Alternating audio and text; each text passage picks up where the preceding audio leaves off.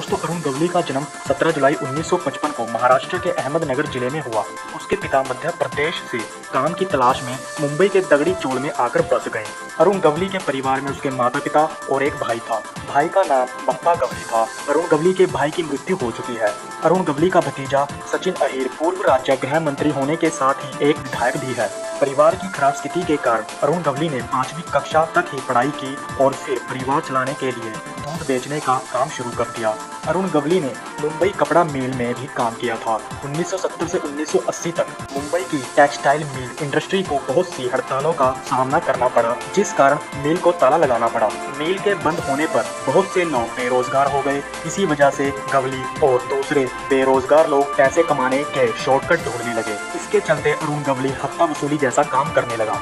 बाद में गवली बायकुल्ला कंपनी में शामिल हो गया, जिसको ऑपरेट रामा नायक और बाबू रेशीम करते थे। बाबू रेशीम गैंग वॉर में मारा गया था, जिसके बाद रामा नायक गैंग को चलाता था, लेकिन 1988 में नायक पुलिस एनकाउंटर में मारा गया। गवली का मानना था कि दाऊद ने ही नायक के एनकाउंटर की योजना बनाई थी। बायकुल्ला गैंग का सारा कारोबार अरुण गवली के हाथों में आ गया।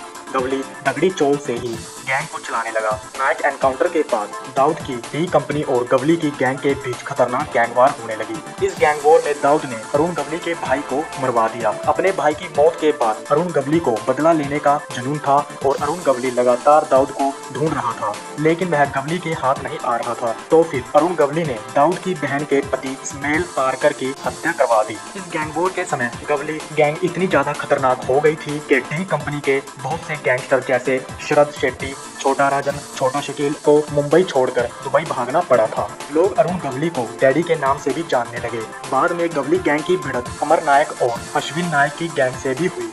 मुंबई पुलिस ने कई बार दगड़ी चोल की बिल्डिंग पर भी रेड डाली। गवली को कई बार गिरफ्तार भी किया गया, लेकिन सबूत न होने की वजह से उन्हें छोड़ दिया जाता था। शिवसेना के लीडर कमलाकर जमसंदेकर की हत्या करने पर अरुण गवली को पकड़ लिया गया। इस हत्या में गवली और अन्य 11 लोगों को सजा हुई।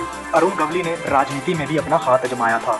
अरुण गवली की शिवसेना पार्टी के साथ अनबन होने लगी। उस समय अरुण गवली ने अखिल भारतीय सेना पार्टी बनाई और 2004 में अरुण गवली MLA भी बने। अरुण गवली को लोगों से लगातार सहायता की वजह से उसकी ताकत दिन प्रतिदिन बढ़ती जा रही थी, लेकिन एक समय ऐसा भी आया जब गवली का पॉलिटिकल करियर खतरे में आ गया। यह समय था जब अरुण गवली के भतीजे सचिन अहीर ने शरद पवार की NCP से टिकट ले अरुण गवली के खिलाफ चुनाव लड़ा, जिसमें दोनों अरुण गवली और सचिन अहीर की हार हुई और शिवसेना के मोहन रावले की जीत हुई।